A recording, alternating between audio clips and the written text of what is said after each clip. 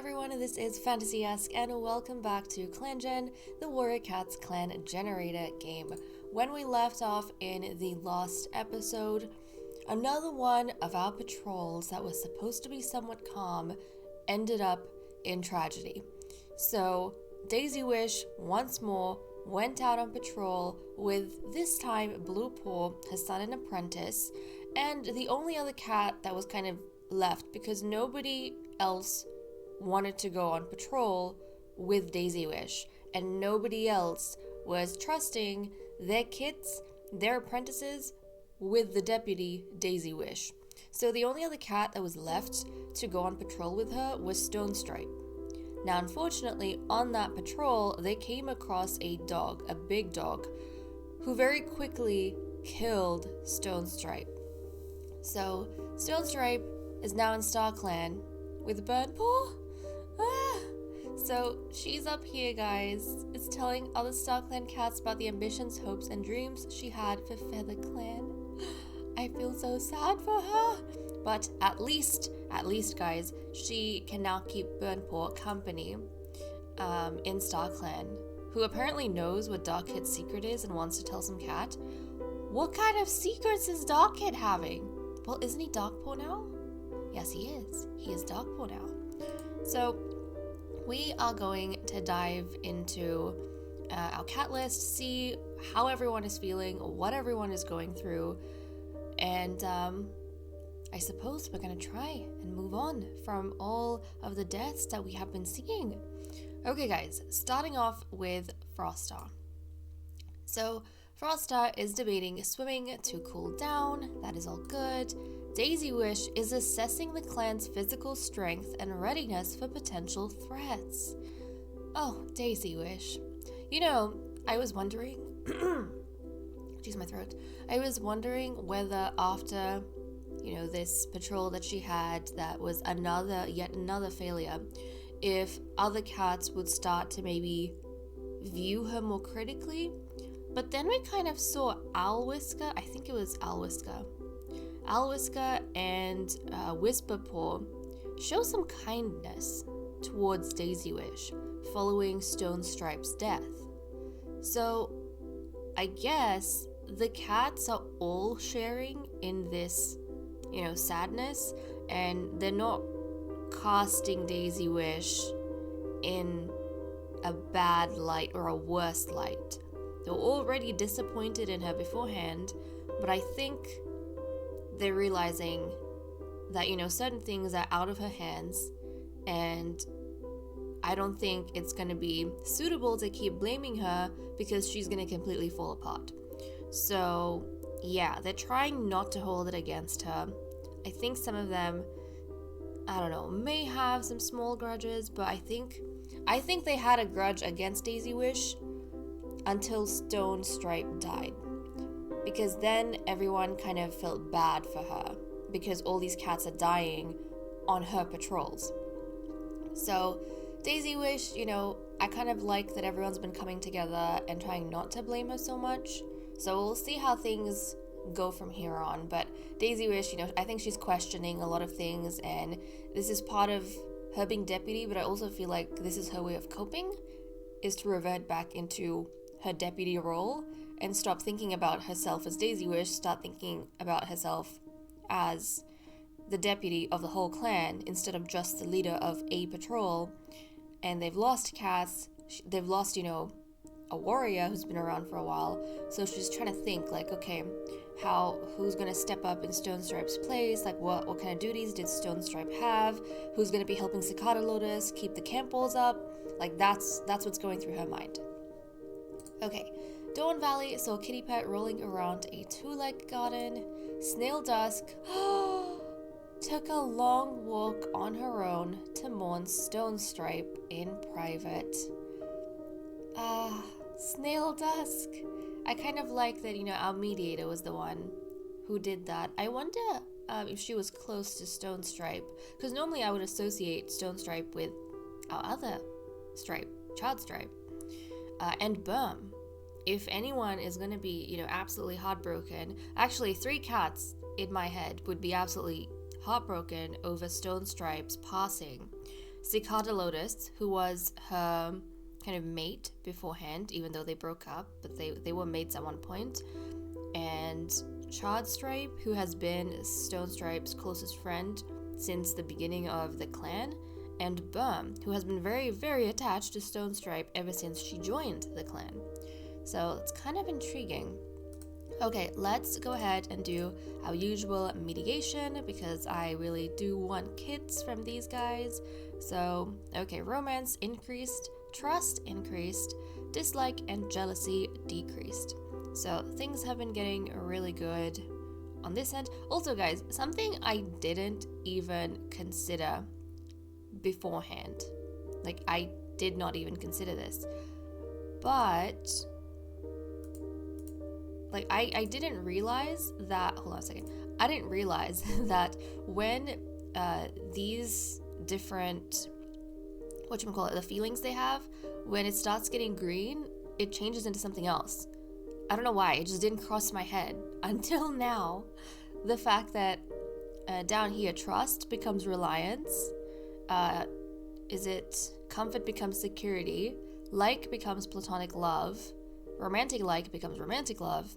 I'm not entirely sure what happens for respect, dislike. Does dislike become hatred? That'd be interesting. Or what happens for jealousy? I don't know why.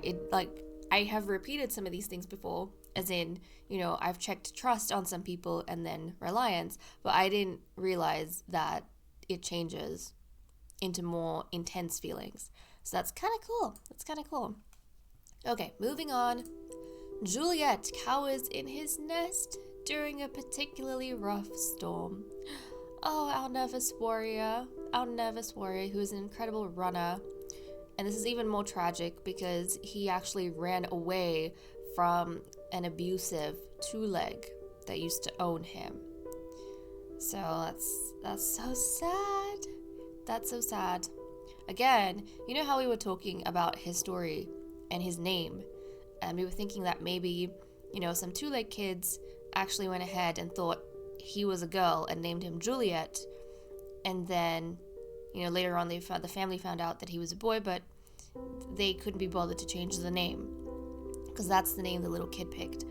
Now, I'm wondering if something maybe happened to that kid and that kid died, or the family got separated, and so the owner who was left with Juliet after losing their own family kind of became abusive because Juliet kept reminding them of their lost child. So it's very, very sad. But Juliet luckily escaped, and he is kind of terrified right now. Hopefully some of the other cats come in and give him some comfort. Okay, Sandy Mask can't keep up with Al Whisker.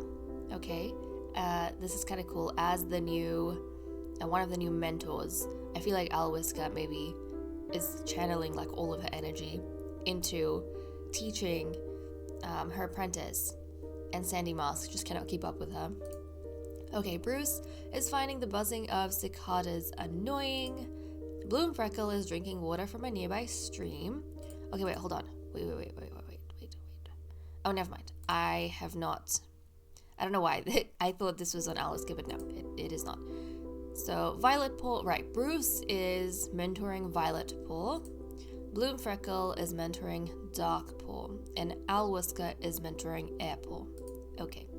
So, Linja tries to set a good example for the younger cats, which is very nice of her. Hopefully, actually, Linja because she's lonesome, and Juliet is nervous. Hopefully, Linja, who has been around a little bit longer, is able to make Juliet, make Juliet feel a bit more comfortable in the clan and in the camp, and kind of show him around. Because I feel like she would be able to relate to him and kind of the traumas he's been through the best. Because all of these are references that maybe he has for the two-legged world. Only Linja will be able to understand. No one else will.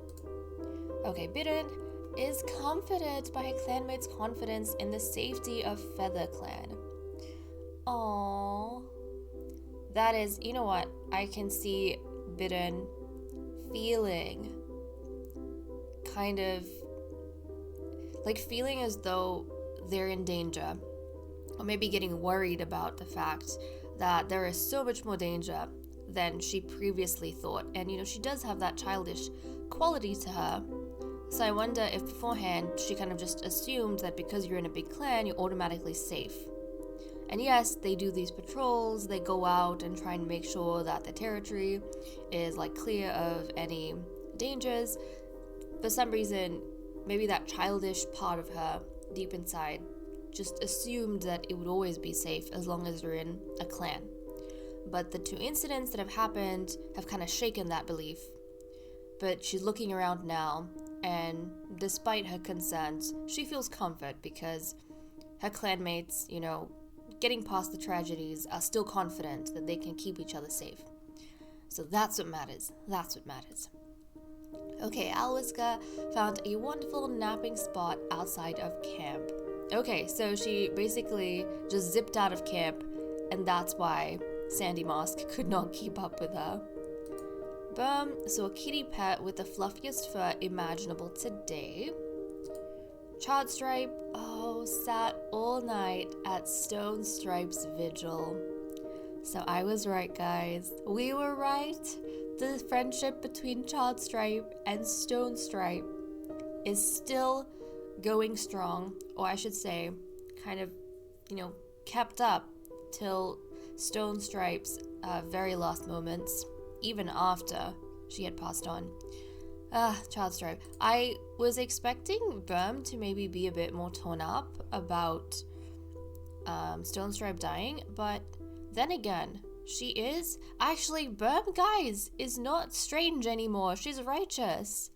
So that's kind of intriguing. She's changed a bit too, but I wonder if nothing really shows in terms of what might have changed her behavior, but we've always kind of seen Burm as a strange cat, so I was gonna say, what if the way she just, processes her emotions is a bit different to what we would expect or be used to, but maybe she is mourning in her own way. But Charred Stripe, sat all night at the vigil. Oh, you are too sweet. It makes me very happy that I saw and supported their friendship. Okay, Iris Quiver wants to critique Bloom Freckles' fighting techniques. Okay, that is fine. You can critique the techniques, although, Iris Quiver, I kind of have a feeling that Bloom Freckle is actually more capable than you. I don't know. Kind of just feel like it based on her last hunt, Right, Cicada Lotus saw a 2-leg petting a loner.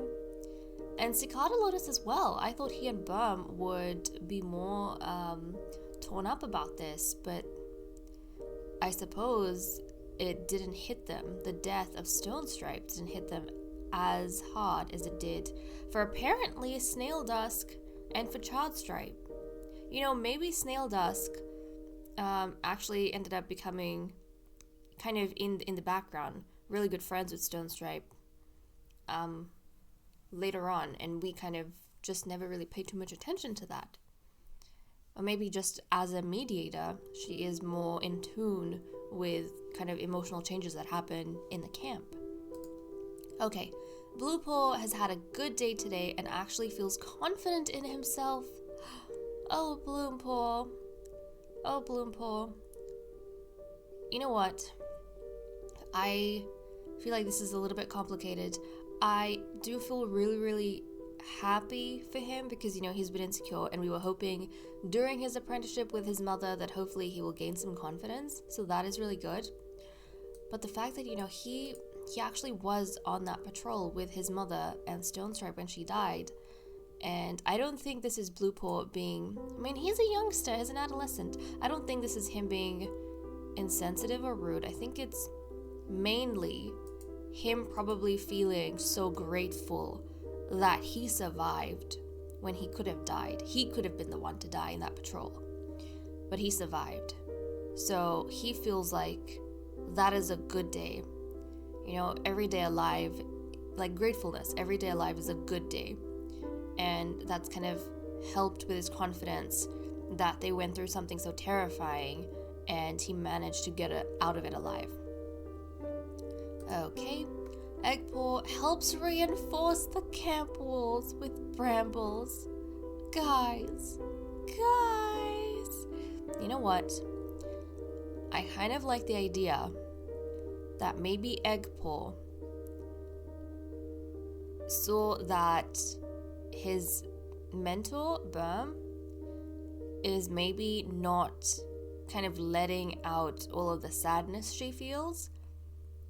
And, Burm's been kind of hiding it from everyone by focusing on something else entirely. But Eggpaw maybe notices this change in his mentor, and he's decided to do what Stonestripe used to do. She used to help Cicada Lotus with reinforcing, camp's safety and security and things like the walls. So Eggpaw is now trying to step into those paws, and he's going to Cicada Lotus to kind of help reinforce the camp wall. Oh, Eggpaw! He's so sweet and compassionate, but he's helping in his own way, and maybe he's hoping that by doing this, if his mentor wants, she can kind of come and join in, and that can be her way of mourning instead of sitting and keeping vigil, because for whatever reason, Bum is kind of squishing those feelings inside. Oh, Eggpaw. So perceptive. Okay, Whisperpaw promises to do his best today. That is good to see. Maybe this incident is making Whisperpaw, because he is oddly insightful. He's kind of sensitive to everyone's emotions right now, and he's probably thinking that today is not the day for me to throw a tantrum and laze around. However I feel about my apprenticeship, today's the day to step up. When everyone else is feeling so down. Okay, Airpaw wants to go on a hunt. Okay. Violetpaw thinks Froststar could be leading the clan better. Oh my goodness. You know what? It makes sense to me that Violetpaw maybe is questioning Froststar's leadership because she and her siblings have recently become paws. And I don't think they've gone out on their first hunts yet. So it makes sense that now she's concerned. Like, what if one of them go out and they don't ever come back? So she's thinking that, Froststar could have made things a lot safer. Why isn't the world safer when they have this strong and knowledgeable leader? I mean, this is coming from the point of view of a really itty-bitty tiny cat. So she hasn't been around long enough to maybe understand the complexities of the world, but this is kind of what she's feeling right now. So okay. And Darkpaw is thinking about how awful kitty pet food must taste. So that is all we have for the different cats. Yeah, so all of that has been looked at, all of that has been done. Now we can start sending the cats out on patrol. Hopefully nothing too dramatic happens. But I feel like that was very, very insightful, kind of seeing where everyone was at after the death of Stonestripe. And all in all, I feel like everyone, rather than being divided by this death like I expected, I think everyone has been coming together because of it. They might have been divided after Burnpaw's death, and Burnpaw being an adolescent, and the clan's first death was maybe a bit more of a sensitive issue. Not to say that we aren't upset that Stonestripe is dead, but I think the clan kind of learned to be more forgiving and more caring as a result of Stonestripe's death. And instead of laying blame, they learned to come together and help out. Okay, patrol time. So we're gonna send our medicine cat out first of all. Dawn Valley heads out to find Tansy, scenting the air for its sharp smell and eyes on the lookout for Tansy's strange orb-like yellow flowers that Greenleaf has brought out in abundance. The yellow dewdrops shining merrily in the distance guide Dawn Valley into the Tansy patch, where he takes a good harvest. So that was really, really good for him. And now it is time for us to go ahead and do patrols, and I'm very curious to see what the new mentors are going to decide for their particular apprentices, especially learning from the incidents they did. So, hold on. I'm trying to remember all the mentors. Okay, so Alwiska has Dark Paw, right? No. Alwiska has Air Paw. Bruce has a Violet Paw, and Bloomfreckle has Dark Paw. Okay, there we go. So I'm curious, especially with the incidents that we have seen, are they going, and this is the first for those little paws, the apprentices, the new ones, this is their first patrol. So given what they have experienced, are they going to make sure the apprentices go on patrol with them, or are they going to send their apprentices out on patrol with someone else? Let's have a look. So first up we have Sandy Mask, Air Paw, Dark Paw, Linger, Juliet, and Cicada Lotus. Okay, so Alwiska and Bloomfreckle have decided. Now, last time Bloomfreckle did something like this, send her apprentice away on a first patrol, and it ended in tragedy. But Bloomfreckle, has faith in her decisions. She's standing firm in her decisions and the way she teaches, and she's sending her apprentice. And, Alwiska is now doing the same, is sending her apprentice out with a different patrol. And the interesting thing is, in the past, with Burnpaw and with Bluepaw, their mentors swapped apprentices. So the apprentices were going with someone else's mentor. This situation is different again because there are no mentors over here. Essentially, Alwiska and Bloomfreckle are sending their apprentices out with, yes, the adult cats, but not with any of the mentors. And also, this group has 2 new cats in it. One of the cats, Cicada Lotus, is, yes, an adult, but quite young. And Sandy Mask is probably going to be the one to lead this patrol.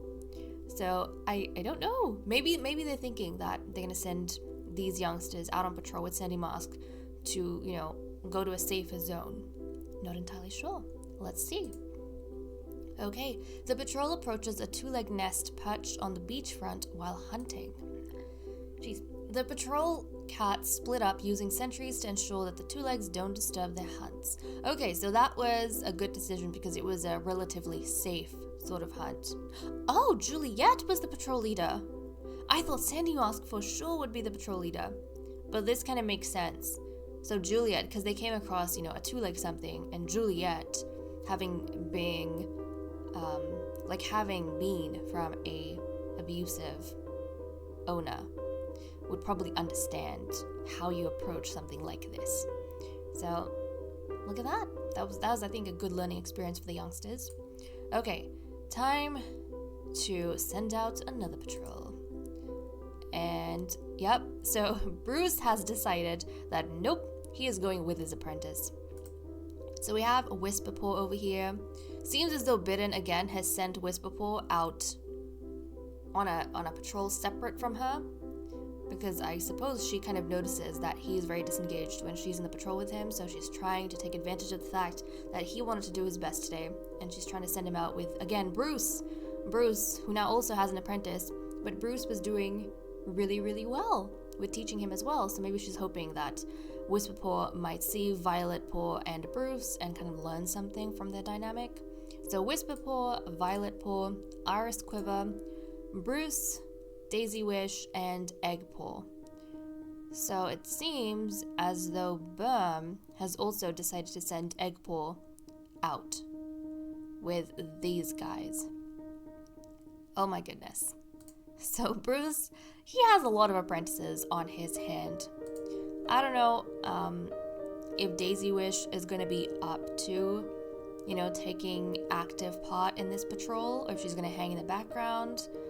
I feel like she would be feeling quite down. And Iris Quiver, I think he's got enough confidence for everyone. But I can also imagine that maybe Burm sending Eggpaw along with these guys in Daisy Wish's patrol probably is trying to, like, they're trying to instill confidence back into Daisy Wish because she lost quite a bit after the last patrol. So let's go ahead and see. Violetport finds Alona offering healing skills in exchange for shelter. Proceed! The new medicine cat is welcomed into the clan. Hot Sauce.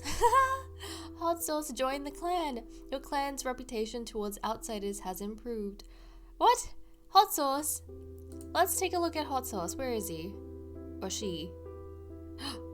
Oh, Hot Sauce is looking around the camp with wonder. An adult female who looks so pretty. With bronze eyes. Confident lawkeeper and good hunter, formerly a rogue. What is her history? Hot Sauce used to wander, helping those where she could, and eventually found the clan. She joined the clan on Moon 17, at age of 63 moons. Okay, so she was a rogue, but not the kind of rogue that causes trouble. The kind of rogue that kind of gets into your business and helps you. Okay, that's cute. So welcome, Hot Sauce. Welcome, welcome. Okay, so this patrol has wrapped up. Let's go ahead and send another patrol. So we have Bidden, Froster, Whisker, Bloomfreckle, a Blue Paw, and Hot Sauce. Okay, so I guess Daisy Wish also kind of decided or agreed to send her son out with, you know, different mentors, but she sent her son out with 3 different mentors. She's like, okay, the 3 of them together can look after him. I feel like this kind of also shows how much of a, like, overly concerned mother Daisy Wish is. So we have Whisker, Bittern, and Bloomfreckle, who are going to be looking out for Blue Paw during this patrol, and Hot Sauce is coming on patrol with us. So that's kind of cool. She's going on a patrol with the leader, so everyone, I suppose, can get to know her dynamic a little bit. Greenleaf's bounty means that finding dandelions shouldn't be any trouble. Hot Sauce heads out. Oh, look. I forgot, she's a medicine cat. So she should be going out on patrol on her own. It's okay, guys. It's okay. Oversight this time around. I'll remember next time. Hot Sauce heads out to look for them, bringing a group of her clanmates along for the gathering patrol. It's a successful gathering mission, and Hot Sauce strides back to camp with a great haul of whole, intact dandelion plants. Later, she'll sort the leaves and roots to be stored separately. The leaves remain fresh for a far shorter time, but for now, she makes sure to thank the warriors that have helped her bring home so many. Okay, so that was a good patrol for them, but I do have to remember that she's a medicine cat, so I have to send her out on her own. I got a little bit confused. Okay, and now we have Charred Stripe and Burm going out together. You know what? I kind of like this because we were just talking about Burm and Charred Stripe being Stone Stripe's closest friends, and maybe them going out on a patrol together will give them time to kind of mourn in private. Okay, Burm suggests this might be a good chance to practice new hunting techniques with Charred Stripe. Charred Stripe takes charge and coordinates exercises for the duo. They practice how to bring down prey together, their confidence in each other growing. Oh, that's sweet. You know what? I'm wondering if, if for Burm, this was kind of, and Charred Stripe, maybe this was them visualizing the dog that took down Stone Stripe and trying to get stronger and strategizing for the next time they come across something like that. They're gonna make sure, you know, their clan members get out alive. They're gonna make sure they're fast enough to get there in time. And they're gonna make sure that no other dog can take a clan member away from them. Okay, so all our patrols are done for the day. Let's go ahead and wait, River Clan, Leader's Den. We'll try and befriend Fern Clan. Oh look, the clans think we're amiable. That is quite nice.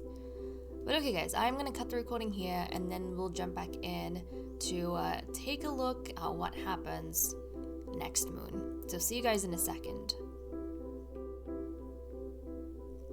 In is time for us to skip one moon and see what happens, so let's get to it. Wait, do we, before we skip the moon, I'm just realizing, I think we had an outsider that we have yet to invite, Gardenia, who we're going to invite in as well, so we'll kind of see how that goes.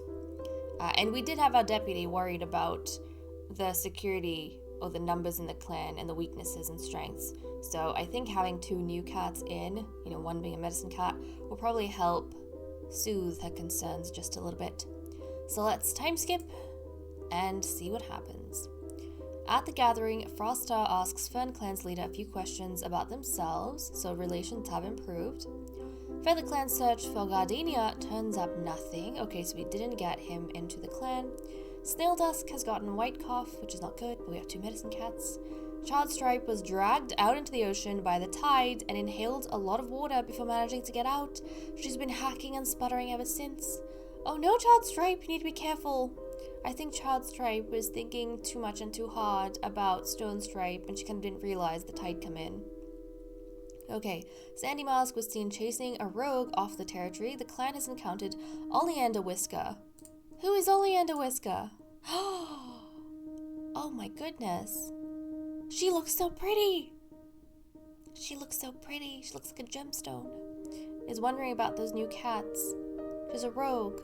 She looks like a gemstone, guys. I want her. Okay, let's see. Violet Paw found a little patch of gorse flowers and decided to gift them to Bruce. That is so cute. Wait, is Bruce wearing... Bruce is wearing wildflowers that his apprentice gave him. That is so cute. Okay, Alwiska wasn't looking where she was going and tripped over a small trunk, but came out of it with only her pride bruised. So that's what we have going on with the main events, and now we can jump into relationships and see what's been going on over here. Okay, Cicada Lotus claimed to catch the prey that Froststar caught on their patrol. Oh, okay, so that didn't go over too well.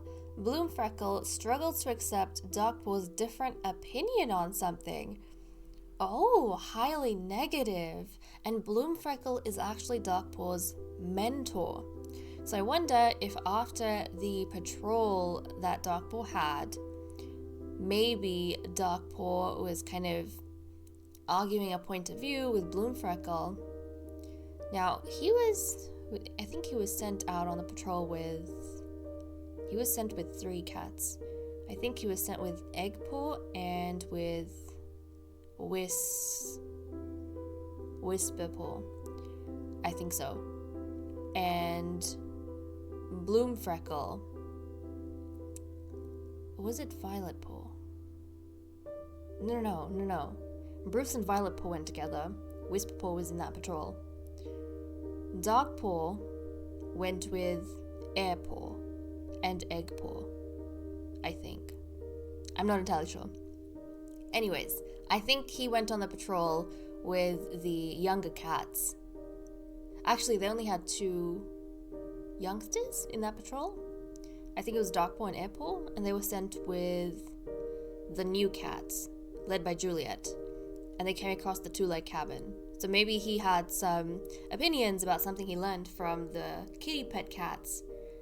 And Bloom Freckle is against that. So they're having a difference of opinion. Okay. Bloom Freckle asks Whisperpaw if there's something in her teeth. Froststar sees the blood of Fresh Kill on Hot Sauce's paws and feels a prickle of discomfort. Okay.